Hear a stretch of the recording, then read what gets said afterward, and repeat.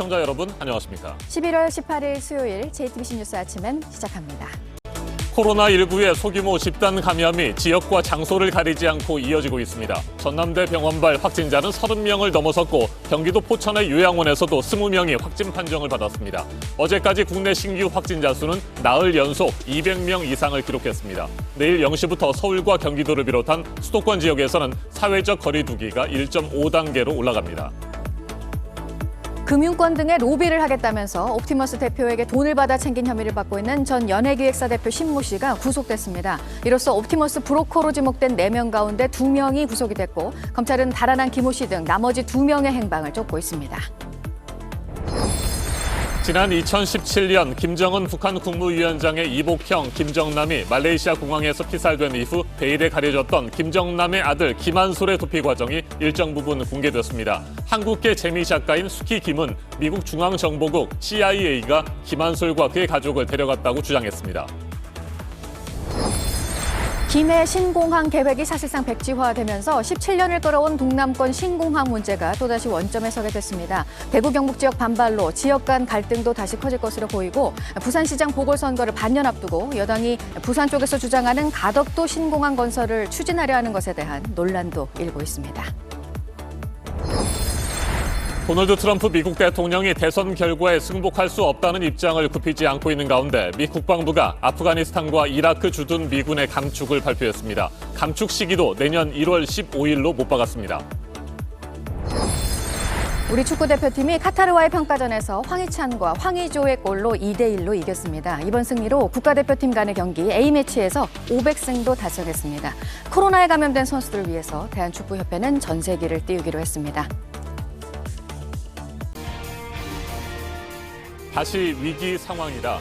국내 코로나19 신규 확진자가 지난 14일부터 나흘 연속 200명 넘게 나오자 방역당국이 이처럼 일상 감염의 위험을 경고했습니다. 어제 오후까지 서울에서 새롭게 확인된 감염자만 83명으로 오늘도 신규 확진자 수는 닷새째 200명을 넘어설 가능성이 높아 보입니다. 지역과 장소를 가리지 않고 소규모 집단 감염이 이어지고 있습니다. 네, 관련해서 확진자가 30명이 넘게 나온 전남대병원 같은 의료기관, 그리고 마스크를 제대로 쓰기 어려운 사우나 등에서 감염이 퍼지고 있는데요. 감염 고리가 전국 곳곳으로 이어져 있어서 이런 확산세가 당분간 계속될 거라는 전망입니다.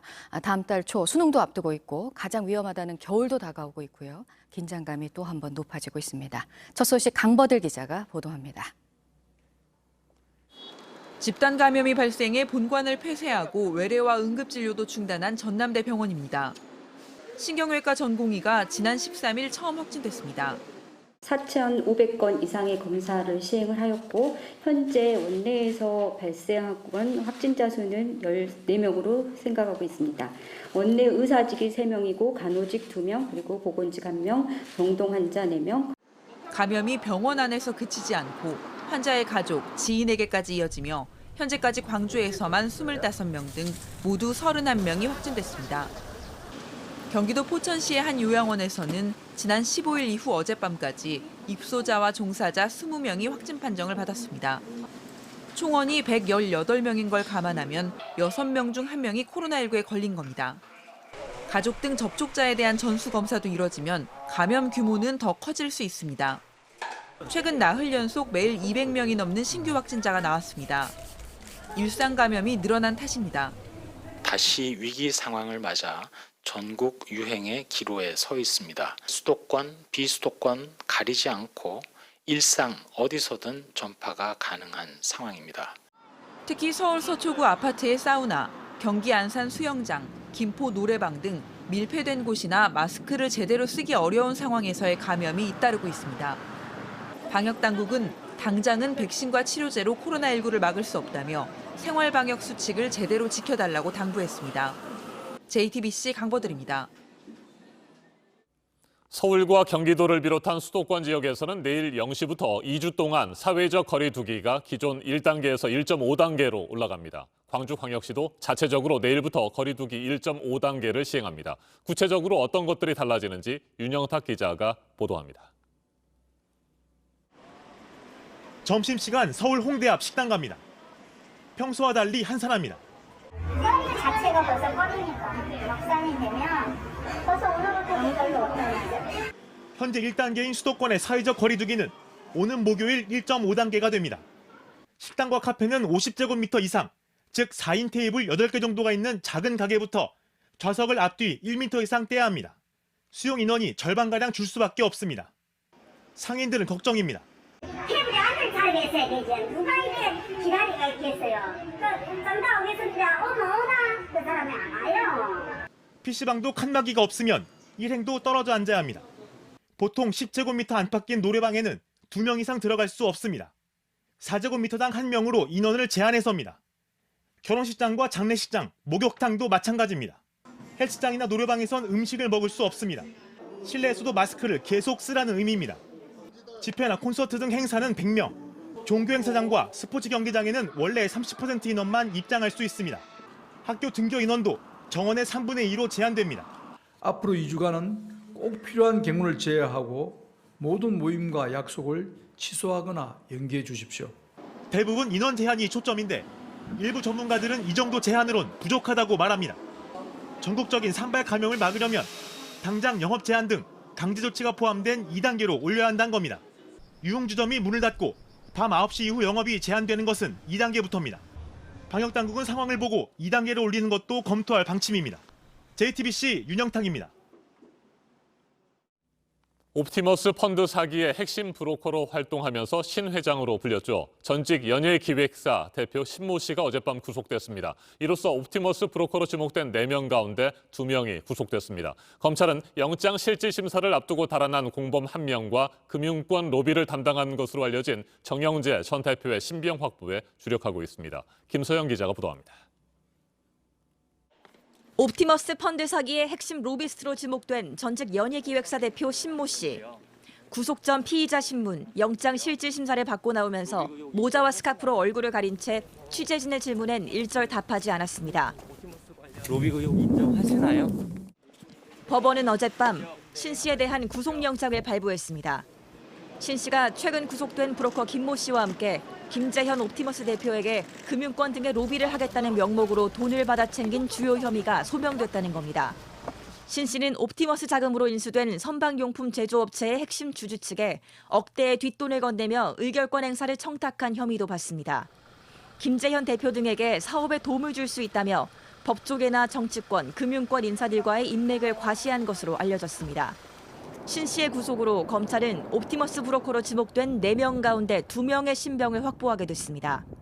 검찰은 옵티머스의 금융권 로비를 담당한 것으로 지목된 정영재 전 옵티머스 대체투자 대표와 구속 심사를 앞두고 달아난 김모 씨를 쫓고 있습니다. JTBC 김서연입니다. 지난 2017년 김정은 북한 국무위원장의 이복형인 김정남이 말레이시아 공항에서 피살됐습니다. 당시 김정남의 아들 김한소를 비롯한 나머지 가족들의 안전도 위태롭다는 분석이 제기됐는데 피살 3주 뒤 김한솔은 무사히 피신했다는 영상을 유튜브에 올렸습니다. 그로부터 3년 넘게 베일에 가려졌던 도피 과정이 일정 부분 공개됐습니다. 한국계 재미 작가인 수키 김은 미국 중앙정보국 CIA가 김한솔과 그의 가족을 데려갔다고 주장했습니다. 유선희 기자입니다. 2017년 2월 김정남은 말레이시아 쿠알라룸푸르 공항에서 신경작용제 공격을 받아 살해됐습니다. 아들 김한솔은 약 3주 뒤 유튜브를 통해 자신이 무사하다고 밝혔습니다. Hi, my name's Kim Han-sol. My father has been killed a few days ago. I'm currently with my mother and my sister, and we're very grateful to. 당시 김한솔의 영상을 공개한 천리마 민방위는 홈페이지를 통해 탈출 과정은 공개하지 않는다면서도 미국과 중국, 네덜란드 정부에 감사를 표한다고 적었습니다.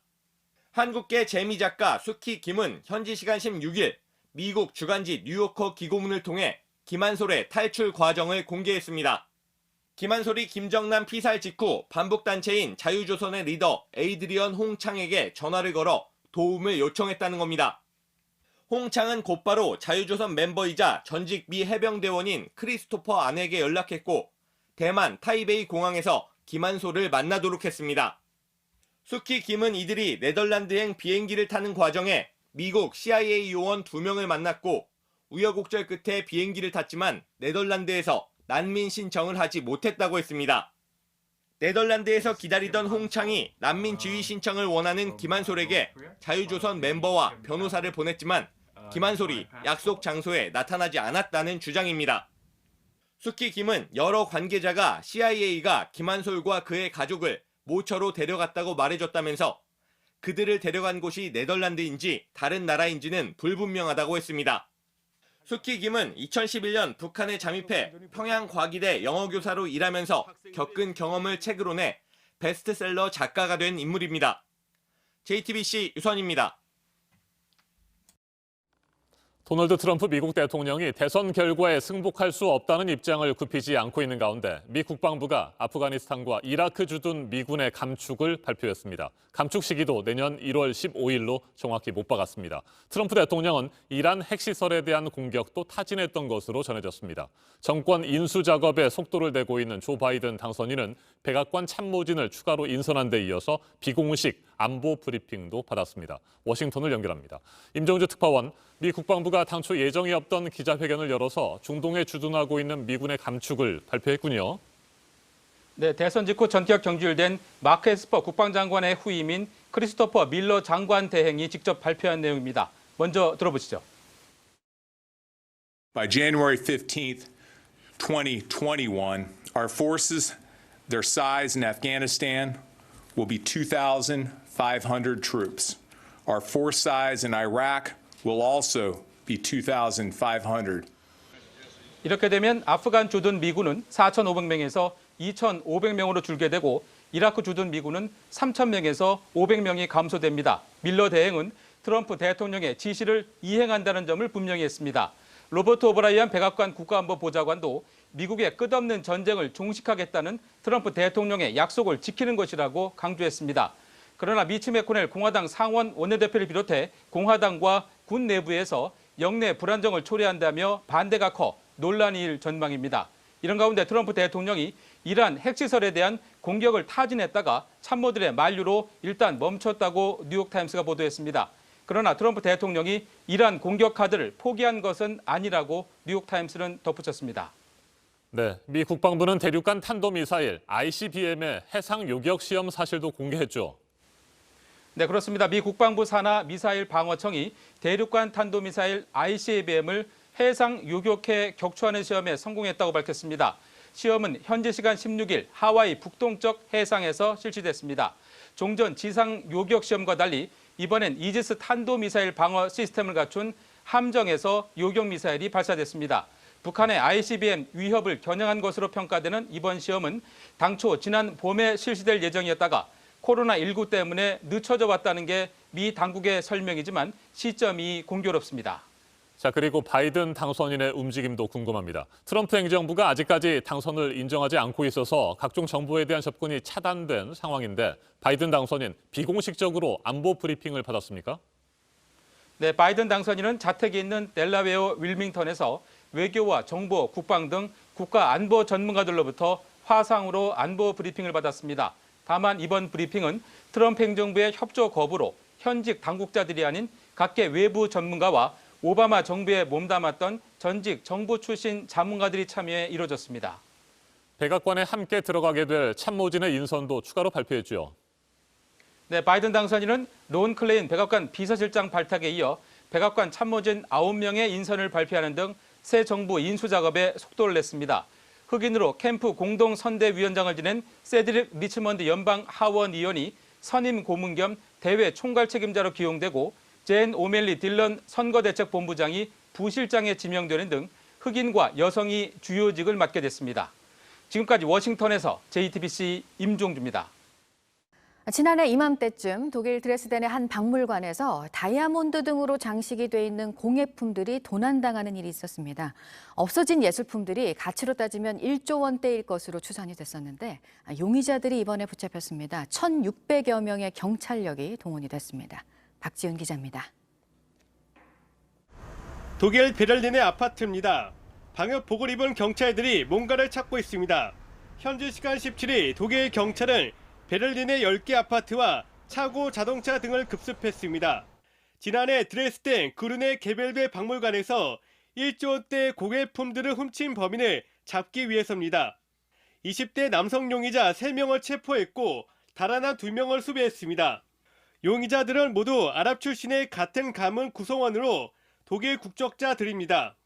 이들 중 한 명은 2017년 베를린 보대 박물관에서 100kg 대형 금화를 훔친 혐의로 4년 6개월형을 선고받은 바 있습니다. Wir haben insgesamt 3 Personen festgenommen. Die 3 Personen sind 3 Männer, 3 deutsche Staatsangehörige, die im sogenannten Clan-Milieu zu Hause sind. 드레스덴 박물관에서 도난당한 공예품들은 18세기 작세 왕국의 국왕과 왕족들이 수집한 보석 공예품 3세트입니다. 수십 개에서 수백 개의 다이아몬드 등으로 장식됐습니다. 가치는 수천억 원에서 1조 원대로 추산돼 2차 대전 이후 최악의 도난 사건으로 기록됐습니다. Vereinzelt auch Fahrzeuge und auch Garagen gesucht werden. Zum einen natürlich die Kunstschätze, zum anderen aber auch klassische Beweismittel wie Speichermedien, Bekleidungsgegenstände oder auch Werkzeuge. 경찰은 사라진 공예품들의 소재를 계속해서 추적하고 있습니다. JTBC 박지윤입니다.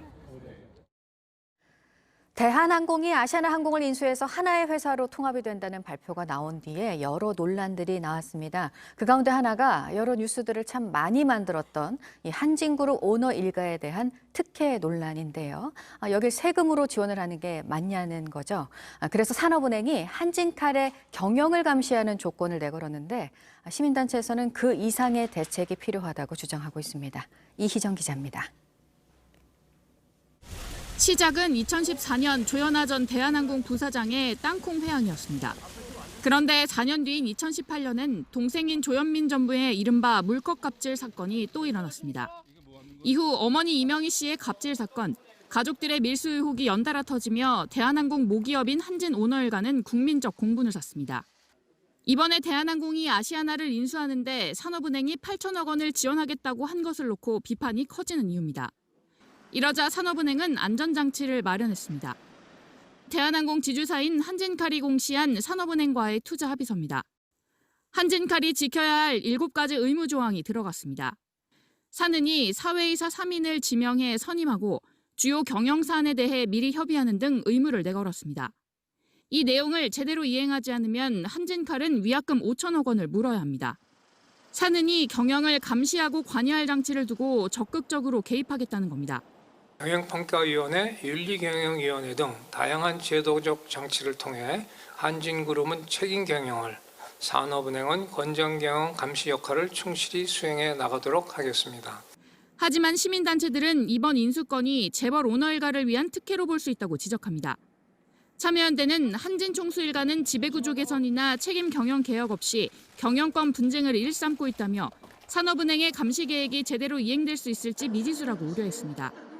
경제개혁연대는 사는이 한진그룹을 지원하는 건 총수일가의 경영권과 독점적 지위를 보장해주는 특혜로 볼 수 있다고 비판했습니다. 정치권에서도 오너 리스크를 고려하지 않았다며 합병이 최선이냐는 비판이 나왔습니다. 한진칼은 경영권 분쟁이 있는 회사입니다. 이런 회사에 제3자 배정을 통해 한진칼에 자금을 투입하는 행위는 결과적으로 경영권 분쟁에 있는 총수 일가를 지원하는 거래가 될 수 있습니다. 이런 가운데 조 회장과 경영권 분쟁을 벌여온 누나 조현아 씨 등 3자연합은 인수를 저지하겠다며 소송전을 검토하고 있습니다. 사는이 조 회장 측 우호 지분이 될 가능성이 크다고 보고 법적으로 맞서겠다는 겁니다. JTBC 이희정입니다. 미국의 새 행정부가 들어서면 미국과 중국의 관계는 또 어떻게 될지 팽팽한 긴장은 이어질 수밖에 없을 거라는 전망도 나옵니다. 바이든 당선인이 중국에 대한 견제 의지를 직접 밝히기도 했는데요. 시진핑 중국 국가주석이 미국을 겨냥한 발언을 했습니다. 보도국 연결해서 알아보겠습니다. 이재승 기자, 트럼프 대통령이 보여왔던 이른바 고립주의에 대한 비판이었죠? 네, 그렇습니다. 이 중국이 주도하고 있는 브릭스 정상회의에서 시진핑 주석이 한 말입니다. 시 주석은 규칙과 법을 무시하고 일방주의를 일삼으면서 다자기구에서 탈퇴하는 것은 전 세계인들의 바람에 어긋난다라고 지적했습니다. 아울러 자기 나라 법에 근거해서 다른 국가에 개입하는 행위에 반대한다고도 말했는데요. 아울러서 코로나19 퇴치와 세계 경제 회복을 위해서 다자주의를 제안했는데 들어보시죠. 我们坚信和平与发展的时代主题没有改变，世界多极化和经济全球化的时代潮流也不可能逆转。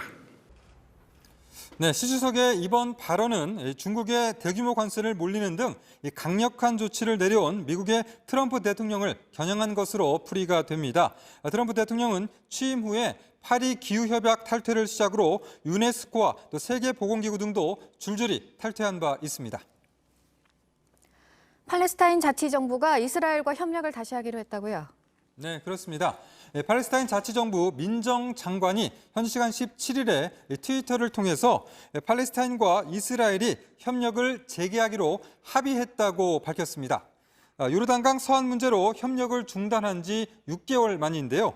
지난 5월에 이스라엘이 요르단강 서안의 일부를 합병하려고 하자 팔레스타인 자치정부는 이스라엘이나 미국과 맺은 협약을 모두 무효화시킨 바 있습니다. 현재 이스라엘이 요르단강 서안을 합병하려고 한 계획은 보류된 상태입니다. 팔레스타인 자치정부는 요르단강 서안을 통치하는 데 비교적 온건한 정파인 파타가 주도하고 있고요.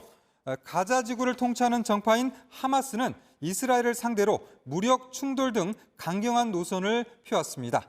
이 밖에 새로운 소식은 8시 이후에 다시 연결해서 전해드리겠습니다. 지금까지 아침엔 지금 JTBC 이재승입니다. 이번에는 오늘 아침 체크해봐야 할 뉴스들을 분야별로 살펴보겠습니다. 먼저 정치 분야입니다. 정부가 오늘로 예정했던 전세대책 발표를 하루 연기했습니다. 내일 부동산 시장 점검 관계장관 회의를 한 뒤 대책을 발표할 예정입니다. 늦어도 내년 1분기까지 단기 공공임대주택 공급량을 10만 호 이상 늘리는 것을 목표로 공급은 늘리고 시기는 앞당기는 방안을 밝힐 것으로 알려졌습니다. 여권의 가덕도 신공항 추진에 대해 정의당이 전형적인 선거용이라고 비판했습니다. 김해 신공항 추진을 중단한 검증위원회의 결정이 가덕도에 신공항을 추진하라는 것은 아니라며 묵은 지역 갈등을 조장하거나 보궐선거에 활용하려는 정략적인 행동이라고 지적했습니다. 로버트 에이브럼스 주한미군 사령관이 어제 국회 국방위원회 소속 의원들을 경기도 평택의 캠프 훔프리스로 초청해 간담회를 가졌습니다. 에이브럼스 사령관은 한미 동맹에 대한 약속은 철통 같고 깨지지 않으며 코로나19 바이러스를 이겨낼 만큼 강력하다고 강조했습니다. 지난해 11월을 기준으로 1년 동안 늘어난 다주택자 수가 9만 2천 명이었습니다. 주택을 가지고 있는 사람 6명 가운데 1명은 2채 이상을 가진 다주택자라는 건데요. 다주택자 비율은 2014년 이후 매년 상승하고 있습니다. 미국 상업용 부동산 시장에 한국인 투자자들이 외국 투자자 가운데 3번째로 많이 몰렸습니다. 올 초부터 지난 9월까지 1조 7,200억 원가량의 부동산을 사들였습니다. 지난해 같은 기간과 비교를 하면 25% 늘었습니다.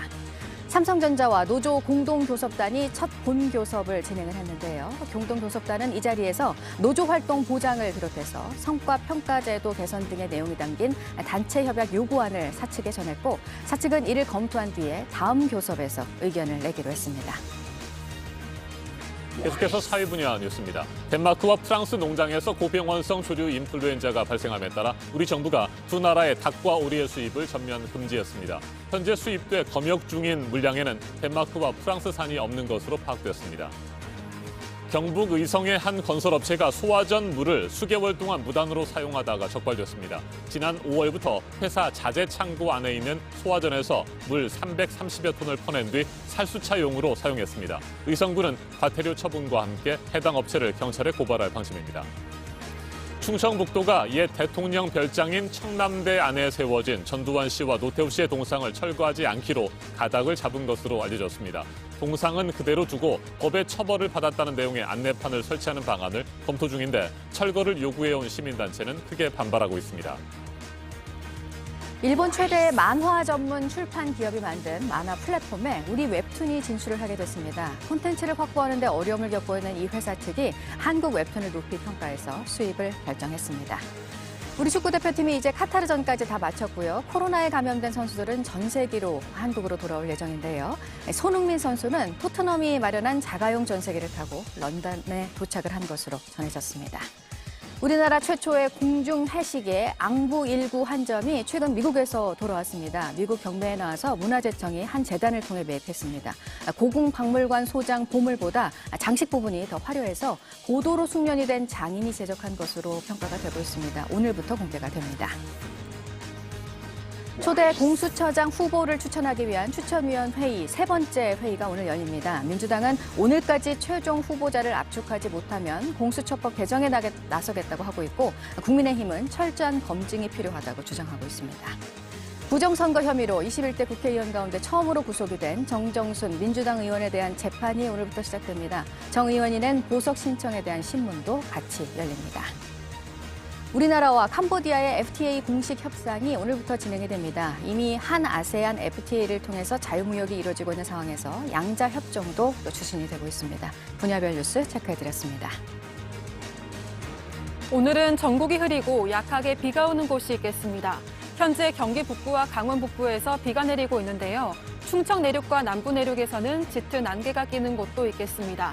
내일은 전국에 돌풍, 벼락과 함께 강한 비가 내리겠습니다. 중부지방과 호남에 30에서 80mm, 많은 곳은 100mm가 넘는 비가 내리겠습니다. 강원 동해안과 제주도에는 10에서 50mm의 비가 오겠습니다. 내일 밤에 비가 그친 후에는 찬 공기가 내려오면서 기온이 떨어지겠습니다. 모레 아침 기온이 서울 3도 등으로 오늘보다 10도에서 15도가량 크게 떨어지겠습니다. 현재 기온은 서울 15도, 대전 12도, 전주 17도, 부산 16도로 어제보다 1도에서 크게는 8도가량 높습니다. 낮 최고 기온은 서울 20도, 대전과 광주 23도, 대구 21도로 어제와 비슷하겠습니다.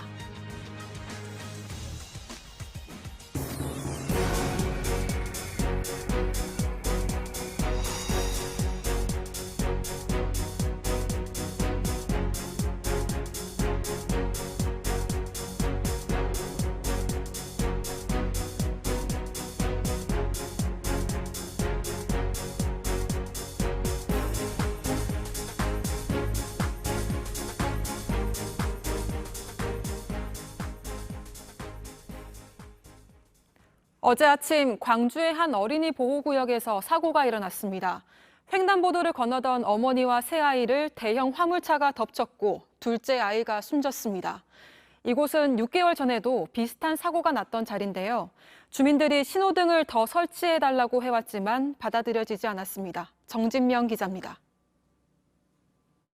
30대 여성이 4살 여자아이와 함께 유모차를 밀며 횡단보도를 건넙니다.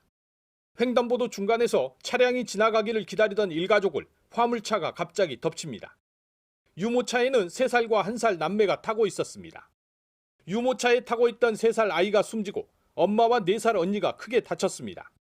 길 건너 어린이집을 가던 중이었습니다. 어린이 보호구역 내 횡단보도였지만 신호등은 없었습니다.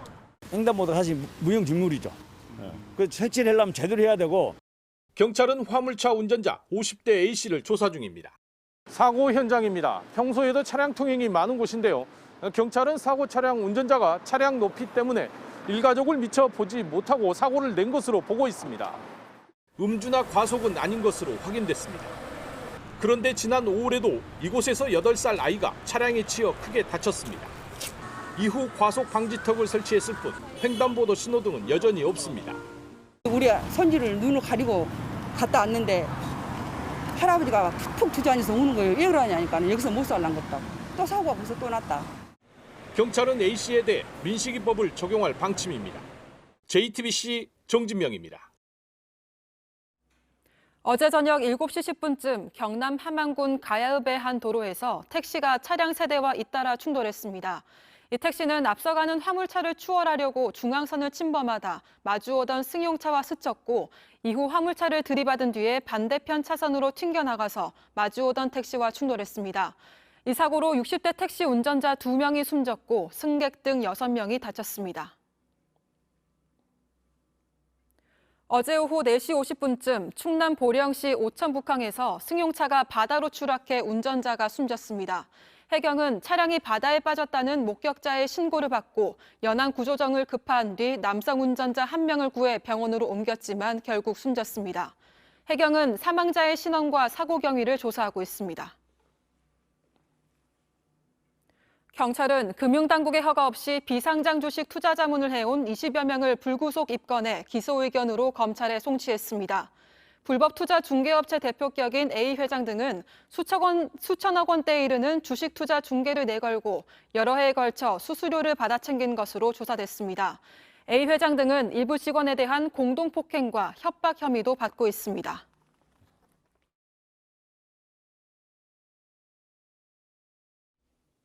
지구촌 곳곳의 소식을 전문가의 깊이 있는 분석과 함께 전해드리는 아침엔 세계 시간입니다. 전 세계적으로 코로나19 확산세가 멈추지 않고 있습니다. 특히 유럽 전역에서 최근 들어 다시 확진자가 폭증하고 있습니다. 고강도 봉쇄 조치로 인한 피해도 심각합니다.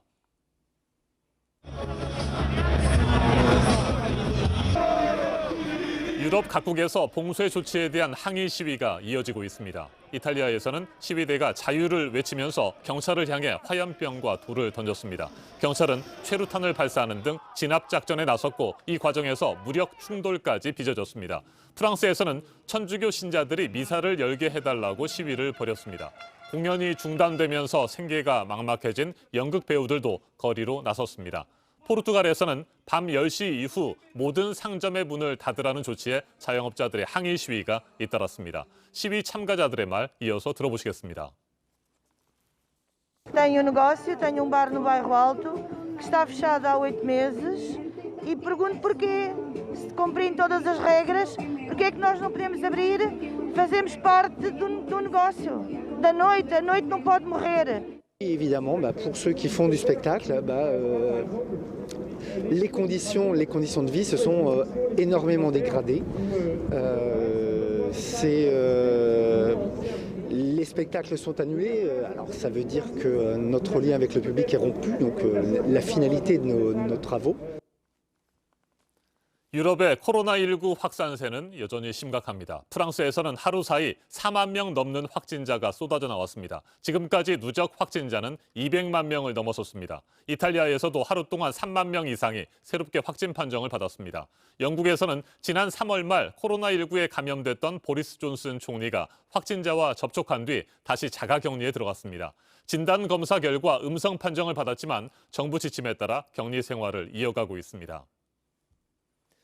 유럽의 각국 정부는 봉쇄의 고삐를 더욱 조이고 있습니다. 이탈리아는 밀라노에 이어 피렌체와 나폴리도 다시 봉쇄했습니다. 전국 3분의 1 이상을 걸어 잠갔습니다. 오스트리아는 어제부터 다음 달 6일까지 시민들의 외출을 제한하는 2차 봉쇄를 시행하고 있습니다. 프랑스도 오는 12월 1일까지 이동 제한 조치를 이어갈 방침입니다. 그동안 집단 면역을 시도하면서 다른 유럽 국가들에 비해 느슨한 규제책을 실시했던 스웨덴도 결국 공공장소에서 열리는 모임의 인원을 8명 이내로 제한하는 등 엄격한 방역 정책을 펼치기로 했습니다. 스웨덴 총리의 말도 들어보시겠습니다. Idag så kan jag då meddela att det kommer att föreslås att från och med den 24 november så får maximalt 8 personer delta på en allmän sammankomst och offentlig tillställning. 코로나19 확산과 고강도 봉쇄 조치로 혼란을 겪고 있는 유럽의 상황, 전문가와 좀 더 자세하게 짚어보겠습니다. 최인택 중앙일보 국제전문기자 전화로 연결되었습니다. 안녕하십니까? 예, 안녕하십니까? 네, 전 세계적으로 코로나19 확산세가 심각합니다. 그런데 미국과 함께 특히 유럽에서 확진자 수가 계속해서 폭증하는 이유는 뭘까요? 예, 가장 큰 이유는 느슨한 방역이라고 볼 수 있습니다.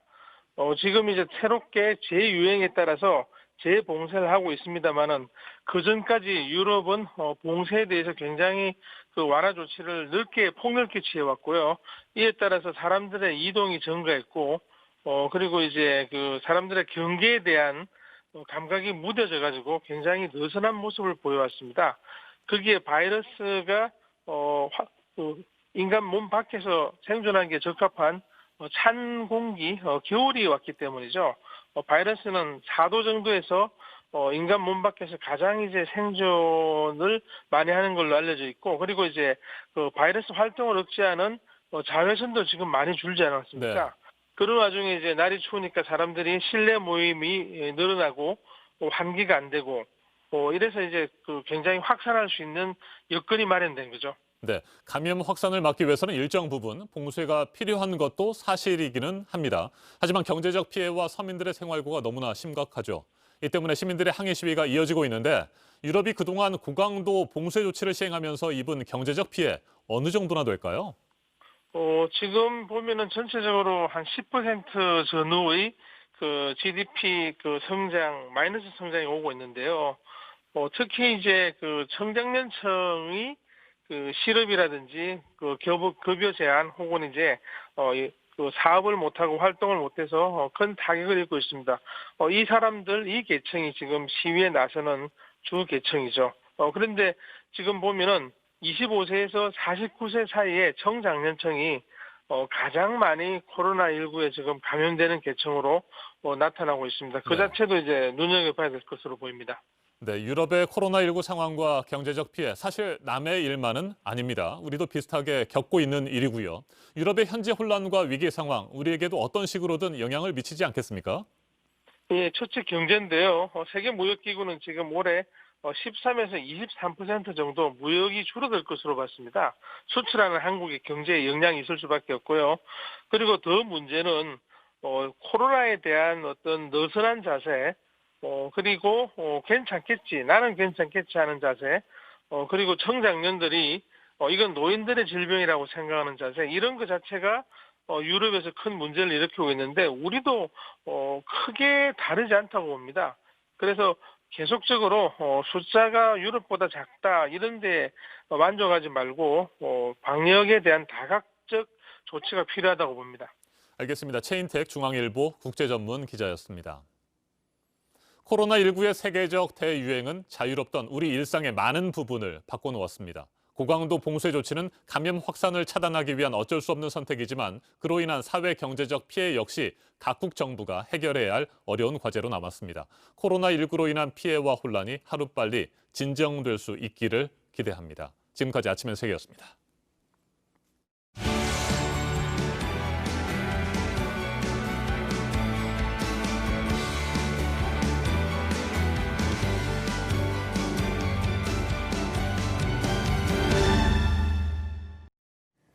네, 수요일 아침 8시 7분 지나고 있습니다. 지금부터는 어제 발표가 된 사실상 백지화가 된 김해 신공항 관련 소식 자세히 들여다보도록 하겠습니다.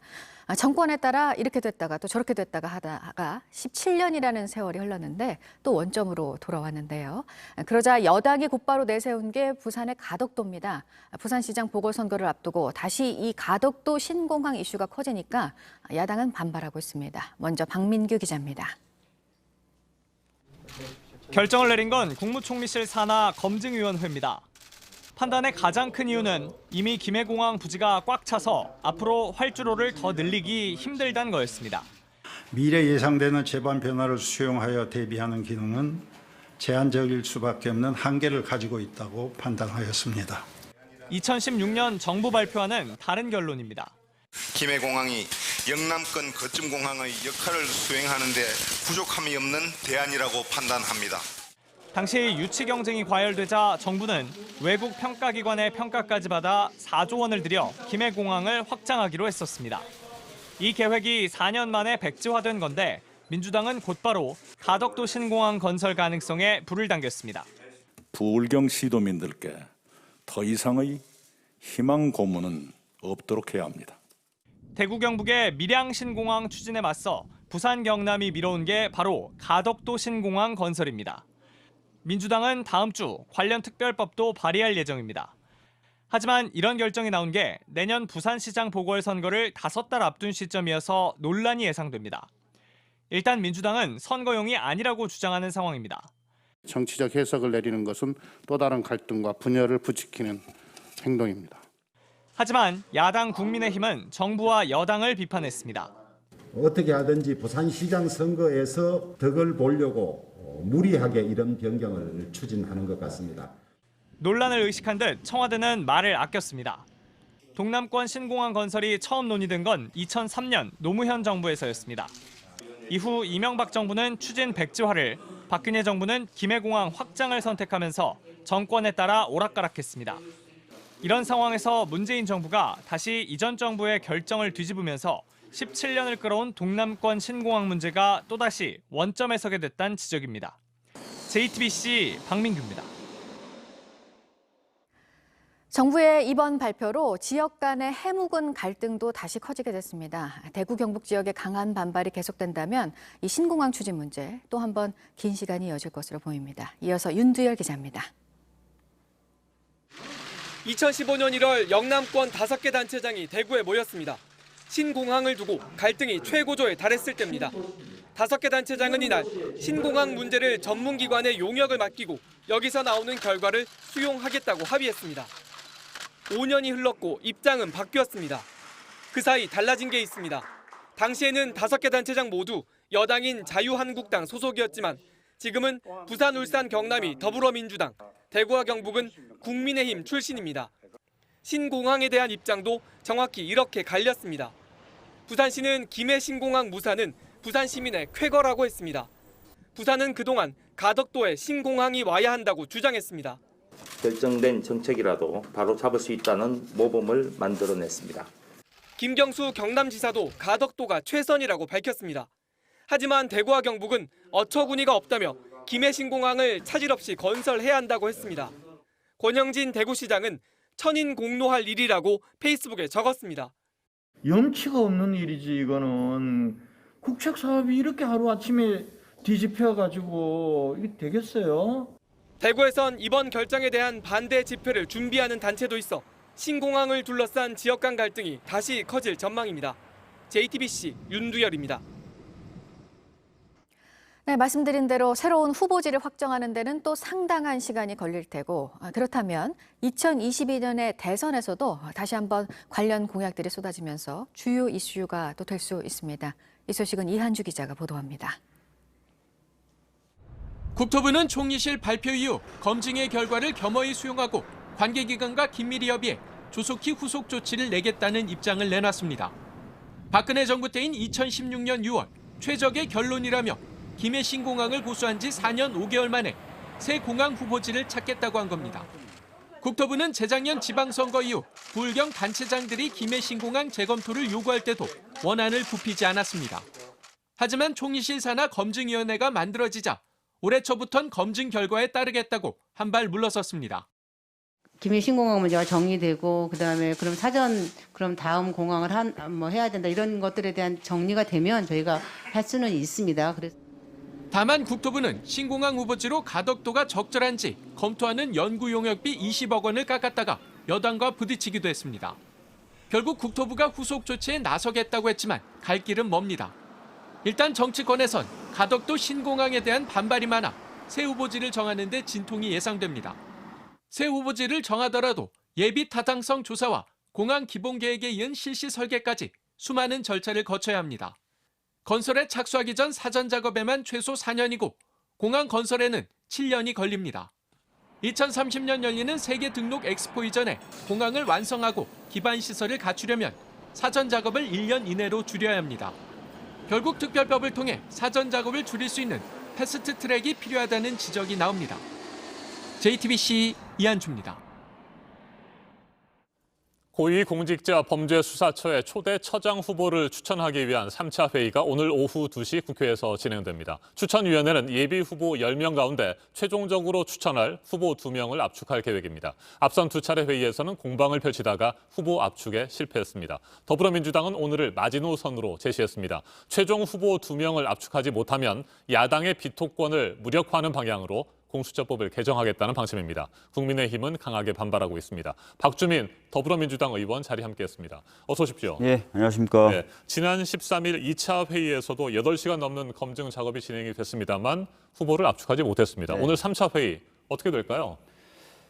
지금 후보 추천위원회 위원장인 법원행정처장이라든지 또는 대한변협 회장 같은 경우 굉장한 의지를 가지고 있거든요. 네. 그래서 오늘 좀 압축이 될 수도 있을 것이다 이렇게 기대는 하고 있습니다. 네. 여당과 야당이 각각 추천한 위원들을 중심으로 지금 공방이 진행이 되는 겁니까?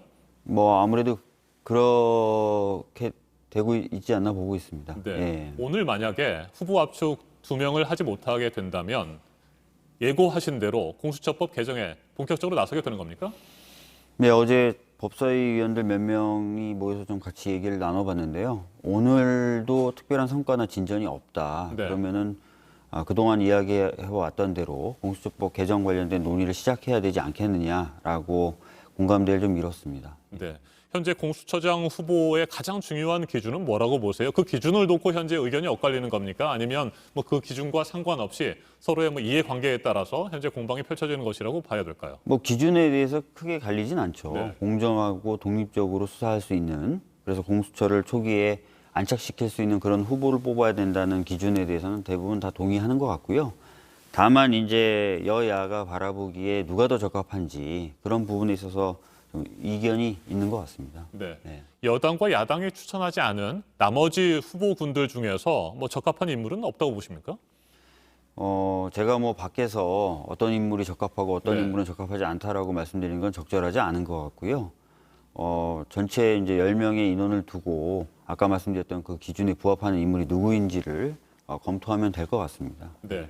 전체 7명의 추천위원 가운데 6명 이상이 동의를 해야 추천을 할 수 있게 되는데 맞습니다. 야당이 지금 2명의 추천위원을 내세우지 않았습니까? 맞습니다. 그런데 이 2명이 지금 비토권을 가지고 있는 거예요, 사실상. 네, 맞습니다. 이 비토권을 지금 없애겠다라고 하는 것이 공수처법 개정의 주요 핵심인 거죠, 민주당이 생각하는. 네, 사실 이 비토권을 부여한 이유는 아까 말씀드렸던 대로 공정하고 독립된 수사를 할 수 있는 처장을 뽑기 위한 것입니다. 그래서 여야가 웬만하면 합의할 수 있는 인물이 공수처장이 되도록 하겠다라는 것인데요. 문제는 이 비토권을 그런 목적으로 쓰는 것이 아니라 공수처의 출범을 지연시키거나 또는 공수처의 출범을 아예 방해하는 목적으로 쓴다면 비토권을 남용 또는 오용하는 것이 됩니다. 그렇다면 이 비토권의 원래 입법 취지와는 상당히 벗어나는 것이 되는 거거든요. 그렇게 된다면 이 비토권 부분에 대해서는 다시 검토가 필요하지 않나라는 판단을 할 수밖에 없게 되는 것입니다. 네, 야당의 비토권을 없애는 방안에 대해서는 꼭 야당뿐만 아니라 시민단체나 뭐 많은 국민들도 우려를 표시하는 분들이 꽤 있습니다. 일방적인 독주가 뭐 계속되는 건 아니냐. 민주당과 여당이 말이죠. 이런 우려하고 있는데 이에 대해서는 어떻게 생각하세요? 실제로 이제 이 추천위원회 구성을 보시면 아시겠지만 야당 쪽에서는 여당 쪽 인사가 다수다라고 자꾸 주장을 하고 있어요. 근데 그렇지 않습니다. 예를 들어서 법원행정처 처장의 경우에 여당 인사냐? 만약에 그런 얘기를 한다면 법원행정처장 입장에서는 대노할 일이죠. 네. 그리고 대한변협 회장이 여당 인사냐? 그렇지 않지 않습니까? 그래서 여당 인사가 많다. 그럼에도 불구하고 비토권을 사실상 무력화시키려고 한다라고 하는 것은 전제 자체가 좀 잘못된 것 아닌가 이런 생각도 가지고 있습니다. 네, 국민의힘 주호영 원내대표는 공수처장과 함께 대통령 특별감찰관도 함께 발표해야 된다. 이렇게 제안을 하고 있는데 이에 대해서는 어떻게 생각하세요? 뭐 야당 입장에서는 그런 이야기를 예전부터 해왔고요. 그래서 할 수 있는 주장이라고는 생각하는데요. 사실 공수처장 후보 추천하는 문제와 특별감찰관의 문제라든지 이런 것은 별개의 문제 아니겠습니까? 그리고 이것을 하나로 엮어가지고 뭔가 정치적으로 거래를 한다. 그리고 그 거래가 성사돼서 공수처장이 뽑혔다. 그럼 어느 국민이 이 공수처장이 과연 아까 말씀드렸던 기준, 독립적이고 공정한 수사를 할 만한 사람이라고 보겠습니까? 그래서 공수처장 후보 선출 문제를 다른 문제와 자꾸 엮는 그런 정치적 셈법은 저는 바람직하지 않다고 생각합니다. 네. 주제를 좀 바꿔보도록 하겠습니다. 네. 윤석열 검찰총장 차기 대선 주자로 계속해서 거론이 되고 있고요. 최근에 관련해서 여론조사 결과도 잇따라 나오고 있는데 오차 범위 안에서 이낙연 민주당 대표 그리고 이재명 경기지사와 접전을 벌이고 있습니다. 현재 상황 어떻게 보고 계세요?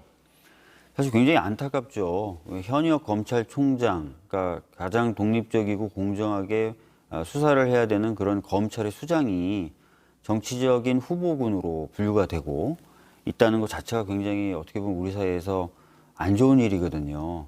이런 일을 촉발시켰던 윤석열 총장의 정치적 발언, 이런 부분들이 문제가 되고 있는 건데 이런 부분에 대해서는 좀 뭐 야당도 자꾸 이제 정치적인 호명을 윤석열 총장에 대해서 안 했으면 좋겠다는 생각이 들고요.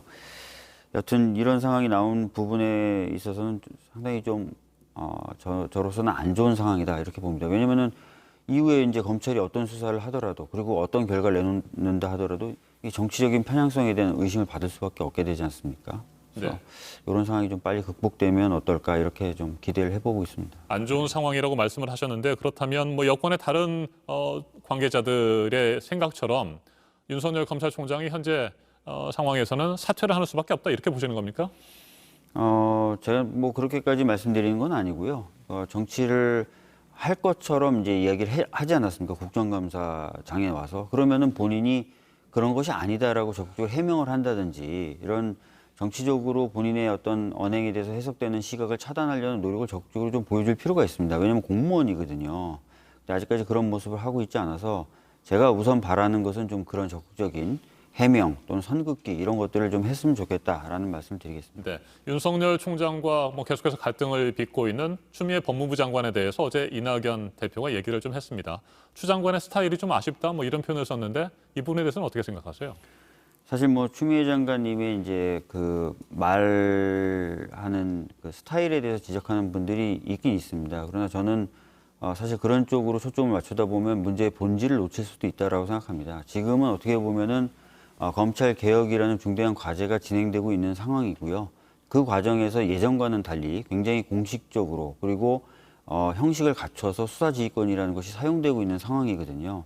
그래서 그런 가운데 나오는 어떤 소음이다, 필요한 어떤 혼란이다라고 생각을 하는 측면이 있기 때문에 그런 쪽으로 좀 더 중심을 두고 봐주셨으면 좋겠습니다. 네, 한 가지만 더 질문을 드리도록 하겠습니다. 내년 4월 서울시장과 부산시장 보궐선거를 앞두고 있습니다. 후보군들 계속해서 자천, 타천 거론이 되고 있는데 의원께서도 고민하고 있다는 얘기를 들었습니다.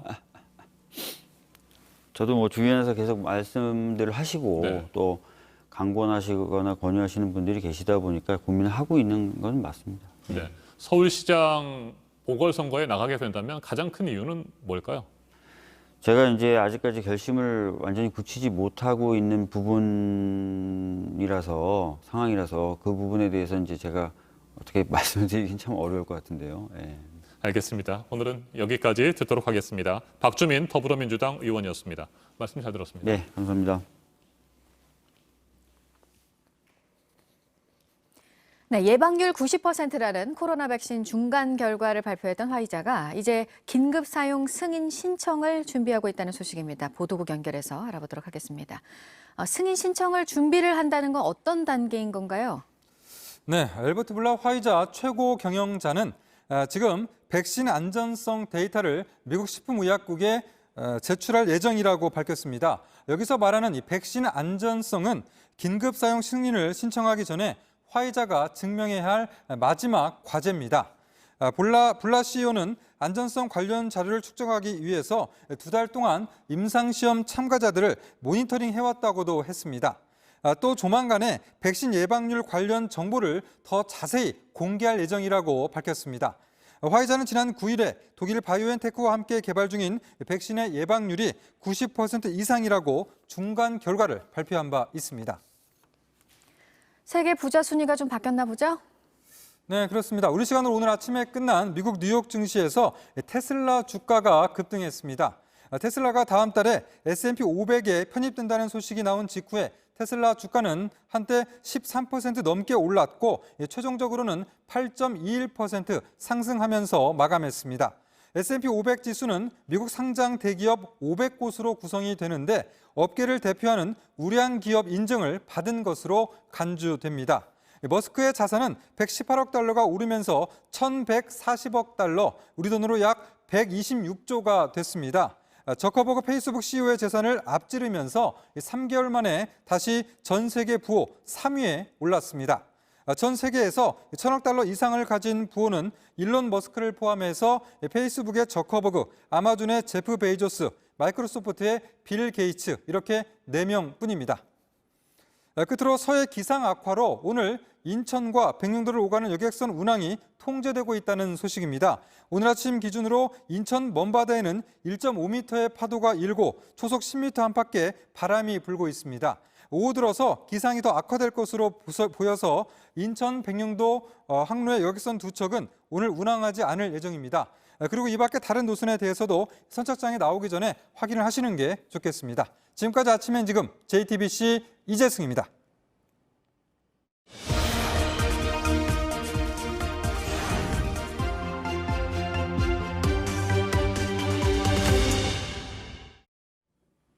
한 소녀에게 가족은 자신을 내던져서라도 지키고 싶은 존재입니다.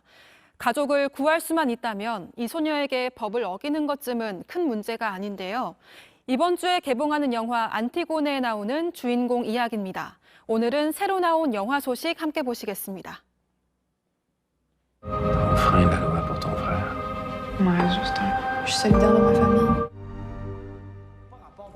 결연한 표정의 이 소녀는 경찰의 5인 사격으로 큰오빠를 잃고 추방될 위기를 맞은 작은오빠를 구하기 위해서 감옥에 대신 들어갈 계획을 세웁니다.